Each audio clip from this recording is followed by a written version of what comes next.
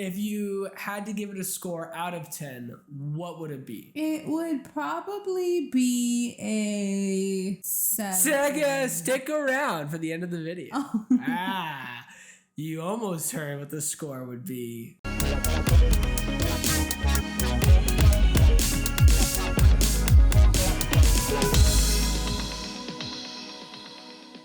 Here we are. We finally took some time. Can I actually say something that I liked about the movie? Like, let's just cut to the chase. That's why you're here. All right. So one of the things that I really loved was I just think it's so cool to bring two different minorities together that make a very big part of the pie you call America. Well, yeah, I mean, like, let's just get down into it. So the new culture, the new Aztec aspect to this movie is the kingdom of Talokan, and Namor, played by a fantastic actor who's also, I first got exposed to him, Tenoch Huerta, from Narcos Mexico. Oh, and shout out to Morelos. My dad was born in Morelos, and that's where he's from as well. So that was really cool to find out that like this actor, this really big actor, came from the same town that my dad did. Yeah. Or it's a state. But yeah. That's really cool because he really embodies Namor really well in this, and very different from the comic one. So Namor is actually from Atlantis. They did a complete like original spin on this guy. They still kept his winged feet on both of his feet. It's funny because they did it in a way where when I first saw it in the trailer, I thought it was a little funny, but he's actually very intimidating. It's still like campy, but it's campy intense. Yeah. It's intensely campy, if that makes any sense to anybody. That's exactly how I felt too, because when I saw it, I was like, this is a little weird. A little cheesy, little goofy. Cheesy. Even his costume was a little like, his what swimsuit is going on? But then you see all the Aztec jewels, attached to it. Yeah. And that made it so cool. In an interview, they asked him if it was heavy, and he said, no, it wasn't heavy, but it wasn't light either. Because all he had was jade on, which was so cool. And in the movie, it's all vibranium, which is really cool. Oh, yeah. Because in the movie, you find out that Wakanda is not only the civilization that has vibranium, it's also this other nation. And the whole film just tackles this idea, especially in the very opening of the film after T'Challa's passing. You get this, not court hearing, but it's a Senate hearing, United Nations hearing about Wakanda and how, hey, we need a piece of your vibranium. And they're basically like, hey, you tried to steal it from us. Good luck finding it yourself. And while that happens later on, they're trying to steal in the middle of the Atlantic Ocean. Talokan, Namor, they all show up and they're like, dude, what are you doing on our property? Basically, just kill everybody. And you realize in that moment, they're not the only ones. Wakandas are not the only ones with vibranium. It's this really kind of earth-shattering thing for the MCU because vibranium, everybody knows that it's from Wakanda. Not anymore. And it makes total sense why the Americans and these other nations are trying to attack when this other nation is dealing with the loss of their king. They're distracted, they're weak. And of course, they're going to try other resources. They're going to find other things to like get them closer to what they want, like stealing a science experiment from a kid. That's pretty shady, but doesn't really... But it's the government. Sounds like the government still, like they would go to those kind of lengths. So I really liked that aspect of the film, the very geopolitical angle where nations will do anything for power and resources. The opening sequence, and obviously spoilers, where the movie literally starts off with, yo, T'Challa's dying, and she's trying to make an herb and everything. And then right after that, they have this amazing, beautiful sequence where people are dancing and celebrating the life and now passing of their king. I do know, I don't know if it's everywhere, but I know that in Rwanda, they have this like, well, in the places that I've seen in Rwanda, where they have like a 3-day mourning period. And then on day 3, they all wear white clothing and it's more of like, it turns into a celebration of life and they party. And so I thought that was really cool that you were able to see just like they were true to African culture. I'm sure there are parts that they made it Hollywood, but Well, I thought it was really cool the way that they did that. And how they kept speaking of, I'm sorry, I'm thinking Chadwick, but T'Challa's death. And I'm thinking Chadwick because they really did parallel how he passed away in real life and how he died in the movie. They kept calling it like an illness, and they kept saying it was like something that he was hiding from people.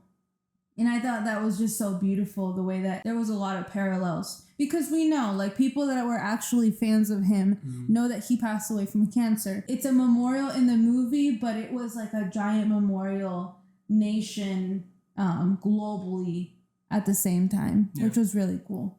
Yeah, so. And I felt that too, because some people, and I think that's at the end of the day, everybody has their own opinions. I've heard on the internet that some people feel like it was too much, like it's way too close to home, like, and they're utilizing that for a fictional gain or profit. And I'm like, I don't think so, because I can understand why they feel that way, though. Yeah. But I think if it would have been done any other way, there would have been comments like, why did you just kill him off like that? Yeah. Like, he died in a battle or whatever.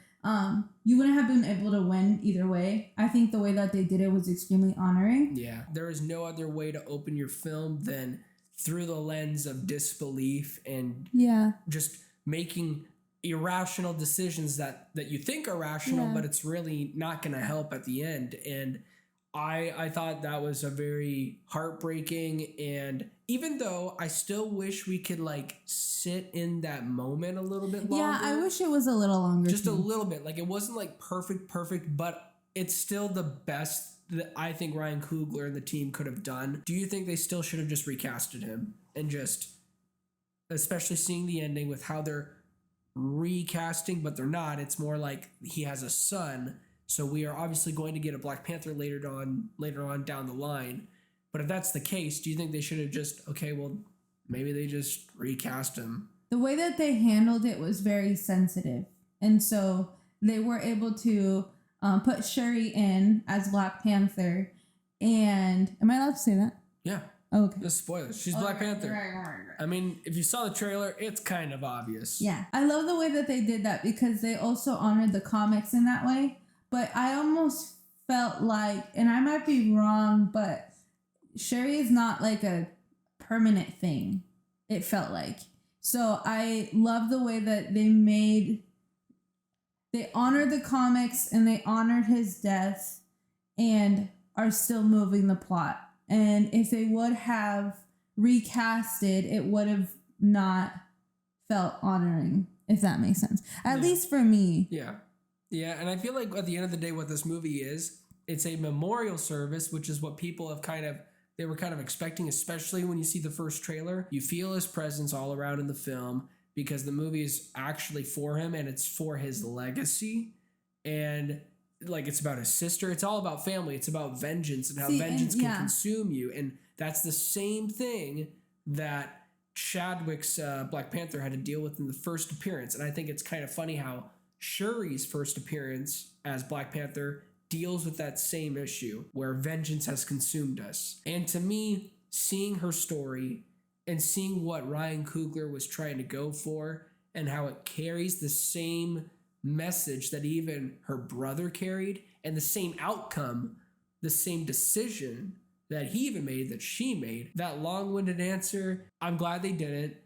I really enjoyed the film, and I felt like they honored T'Challa, they honored Chadwick in a way, in the best way that they could. When Dumbledore passed away, the actual actor, they recasted. Yeah, the third movie. Yeah, and that made sense to me because in the books, Dumbledore is still alive, and he has no predecessor. Well, at least from what I remember. Yeah. I might be wrong, but I'm pretty sure. So he has no predecessor. Whereas in Black Panther, the comics show that there are predecessors. The way they handled it was, again, very honoring and very accurate to the comics. Yeah. So it would be different if it was like Dumbledore, like Harry Potter. Performances in this film, through the roof. The standout to me was Angela Bassett as Queen Ramonda, who she's she did so good. Yeah, she's gonna get the Oscar nomination, maybe even the Golden Globe. I mean, she will definitely get the Golden Globe if she gets the Oscar nomination. For me, Letitia Wright as Shuri, I said it before, she's the core of the film. You feel all of her guilt, her anger, her vengeful spirit, and they take her character in a very interesting direction in the third act about the decision to become the Black Panther. Is not what I expected, and I don't think anybody expected that, where it's a little chip on the shoulder moment, devil moment, and it's, you get an amazing sequence when she takes the heart-shaped herb and she meets Killmonger. And you think you're going to meet the mom. No. And I've been saying this to all my friends. I was like, guys, what if it's Killmonger? And that's why the suit's gold or whatever. I mean, I don't think that was the reason why.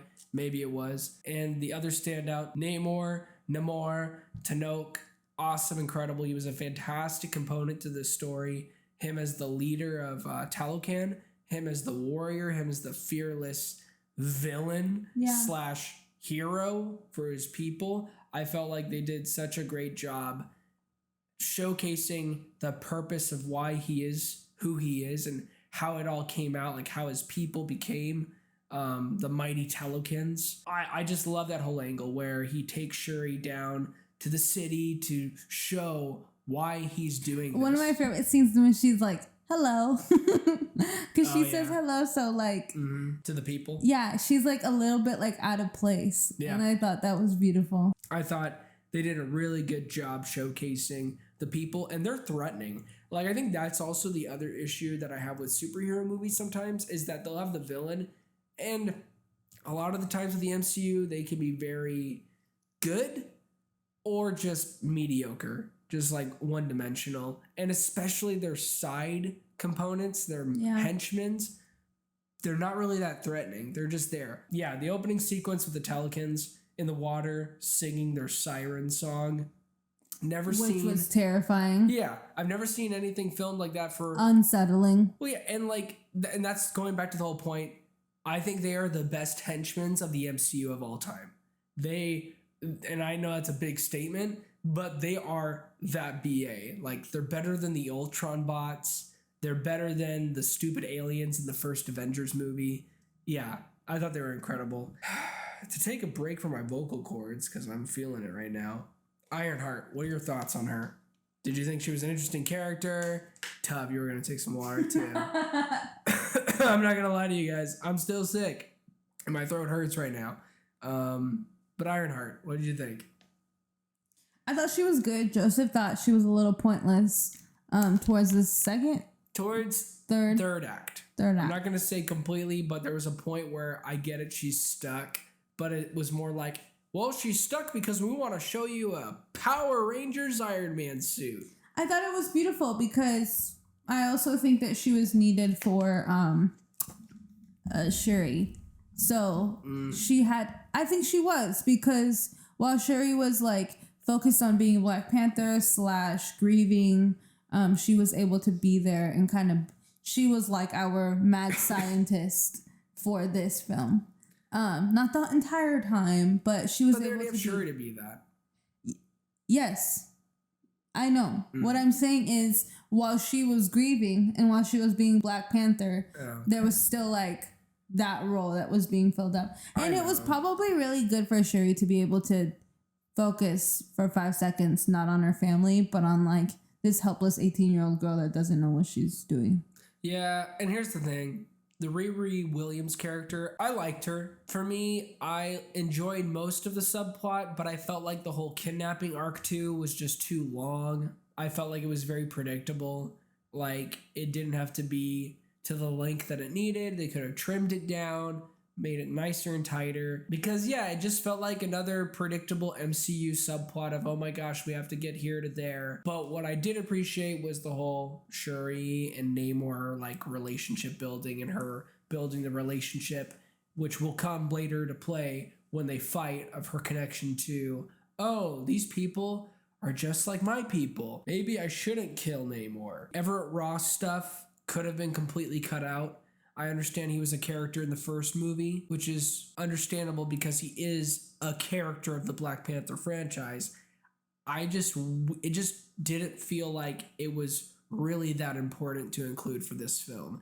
which would have saved the movie runtime. It would have been like a 2.5 hour movie or 2 hours and 20 minutes. The mid-credit scene and the impact of it, where you finally get the reveal of Prince T'Challa, Nakia and T'Challa's son that they had in secret. I believe it's the best post-credit scene, mid-post-credit scene. And it's because it gives you everything that you want and you need for this story. It's the true ending. Like, honestly, where they ended it was fine and beautiful. It was great, actually. I loved it. And then you get the beautiful cloth just flowing in blurry fashion, directed by Ryan Coogler, Rihanna, and you're like, oh, this is a great movie. Could just end right here. Nope. And then you see... They want to make you cry. They were like, it was almost like, oh, you weren't crying before? Press play. And I'm pretty sure everybody in the theater... both times, at least the people that were next to me, were in tears. It was funny because one of my friends actually didn't cry the entire time. And then they told me when the post-credit scene happened, they were bawling. Oh, that was so sweet to see. It's always just so sweet to see when these like men out of nowhere just start crying at like these sad scenes. Yeah. Well, it wasn't like sad. I mean, it was just like... It was beautiful. Yeah. It was just bitter. It's bittersweet. Like, yes. It's that's bittersweet the best. because... Yeah. Yeah, because like you still realize like... Because everything that they were doing for this film was to honor Chadwick. And then you see this beautiful boy who literally embodies... Who literally looks like physically, but also the spirit of T'Challa when he says, I am Prince T'Challa. And you feel that line. And... I'm in tears because I want to watch it again. I can't wait. I would literally just come back. I would literally just sneak into the theaters just to watch that post-credit scene. Like, it's my favorite because it brings so much honor to the character of Chadwick, of T'Challa, and you literally see this boy and it just reminds you of what you have lost. And I think that's the beautiful thing about children is because they are supposed to have the same spirit and same like and feeling of the parents before. And you get that with this kid. That's the feeling that I got. And I feel like that was the point of that feeling of being bittersweet where legacy. Sorry, you were talking. I had to get that out. Did you feel that same? You just had to cry. I just had to cry. Had to get my Oscar. Shout out to the Oscars. No. Can I get deep? Yeah, get deep. About you? You know what suck if like none of this was recorded. I'm like, I have to cry again. And action, cry. Can I get deep about you for 5 seconds? Yeah. Okay, so I don't know if you guys obviously know Joseph's story, but you probably don't because you don't. He's a movie reviewer and doesn't talk about his life. Yep. But I'm here to talk about his life. Joseph was born, as we all are, and yes.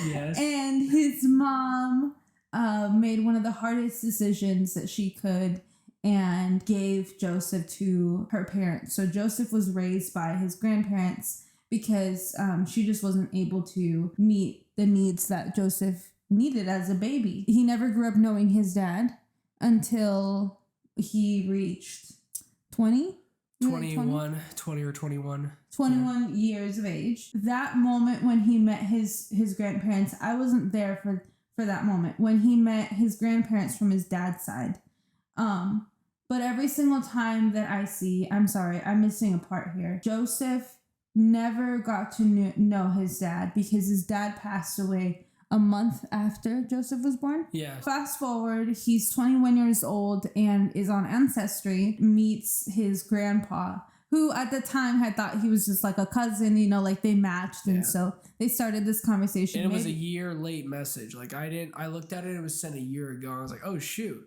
Yeah. What if they don't respond? So he responds and they meet. Joseph flies to South Carolina to meet his family.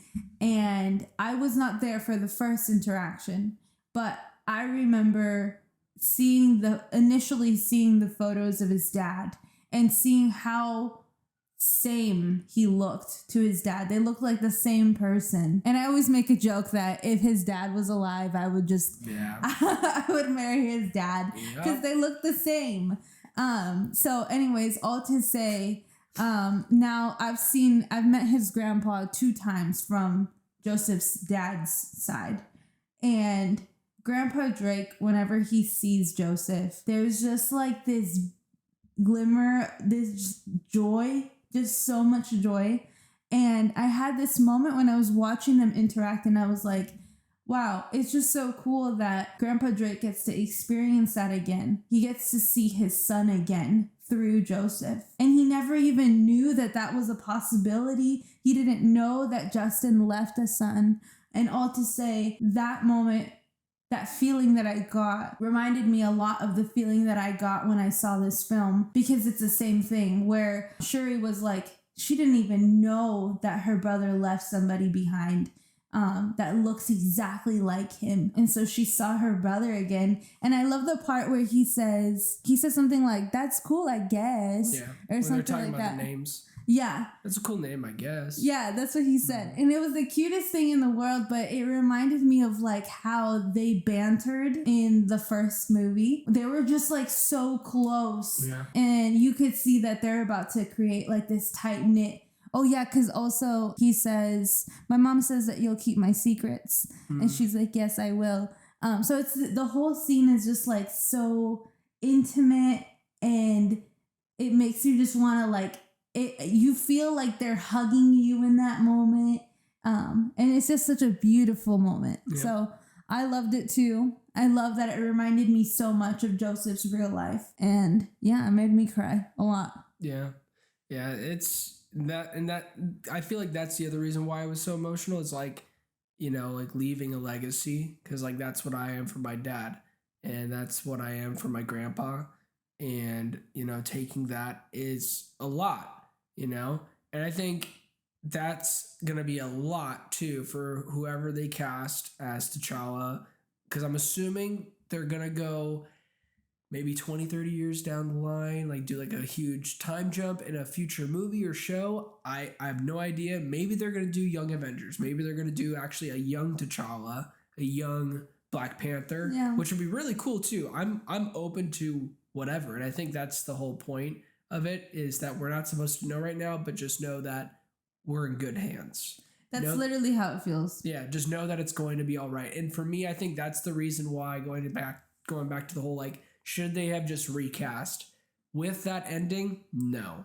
Like, if that was their goal, was to start here, but find a point of redemption and hope and moving forward in a beautiful and organic way, then that makes sense. I think they accomplished the two things, which is honoring and moving forward. Yeah. I think they did that transition in a very beautiful way. What would you give Black Panther Wakanda Forever? Okay, so I'm only laughing because originally I had said 7, but I wasn't really thinking about it until Joseph looked at me and was like, you would give it a 7? Okay, I guess I wouldn't give it a 7. I would give it an 8.5 because it was a good film. It was a good film, but there was still a lot of things that they could have done better. So, yeah. And for me, I share the same exact sentiment. 8.5. It was originally an 8, and after the second viewing, it's definitely an 8.5 out of 10. I overall enjoyed the film a lot. I loved it. There was just a couple subplots I felt like that could have been trimmed down or just completely taken out. And I love long movies. Like, when I heard it was 2 hours and 41 minutes, I was like, let's go. That means there's story. I am all about story if it's necessary to be told. Just turned out to be that some of it didn't need to be told. So yeah, that's our spoiler review. Pretty long, but this is our raw conversation, raw type of video. There might be more like it. If you like this, you want to smash that button. Let us know, because this might be the one and the only. This might get 10 views. If this gets 10 views, I'm not doing this again. Yeah, honestly, make it 20 views for us, guys. Make it 100. Okay. I'll come back. That's a lot. That's a lot. I understand what I'm going for. I'll come back if this is 100. Guys, please. If this is not 100, I'm not coming back. Like and subscribe. Like and subscribe. And don't forget to be blessed.